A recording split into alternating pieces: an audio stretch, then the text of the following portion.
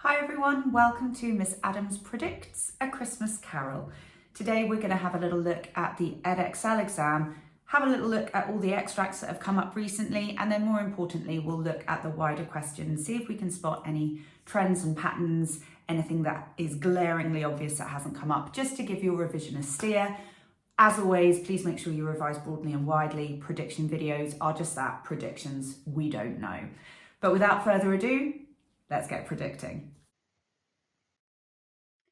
Okay, so just looking at the extracts, obviously extracts are very, very difficult to predict because they've got the whole shebang. But you'll notice that we've had, stave 3 and stave 4 most recently. 1, 2 and 5 are the only staves that haven't come up, twice. Other than, obviously they've been in the samples and the specimens. So, that's possible. But, I think I noticed, for example, even though this is actually stave 3, but the only ghost that hasn't come up so far is Christmas present. We've had the last spirit and the first. We've not had the second, but that is stave 3, so that might not be. If we were looking at stave 2, perhaps, something on his childhood might be quite interesting to look at. And then I also wondered, because stave 5 has only come up once and only the very beginning bit where he wakes up.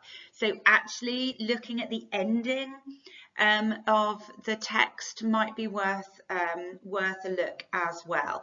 When it comes down to it, with the extract, you've just got to be confident with picking them apart and analysing. So predicting an extract is near on impossible, but just maybe when you're doing your practices, try in those particular areas, okay? Possibly more interesting is what's going to come up on the wider. So last year we had family life, which was after the Cratchit observations from stave 3. We've had kindness, we've had time. Bob Cratchit came up in 2020, and then we've had fear, goodwill, children, and then you can obviously see the samples and specimens. So the one thing that I'm thinking about is the fact that we haven't had much in the way of just straight down the line character other than Bob. So I wonder, is it time for a question on Scrooge? I mean, that would be amazing. Like thinking about the idea of how Scrooge changes. For example, like let's imagine we got the end of the text as the extract. That would then prompt how does Scrooge change throughout the novella. So, I mean, that would obviously be a dream.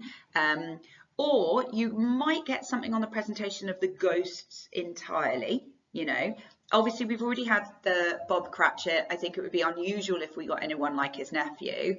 So then if we think about ideas and themes, transformation obviously kind of ties into what I was just saying about how does Scrooge how does Scrooge change. You might get Christmas as a concept, which would be quite cool.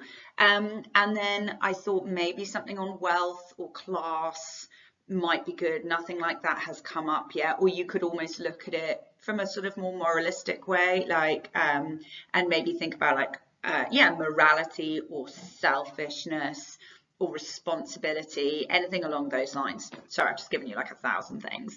But if you're revising through character and theme, just make sure that you're covering a good range so that the quotations that and the areas of the text feed into lots of different question possibilities.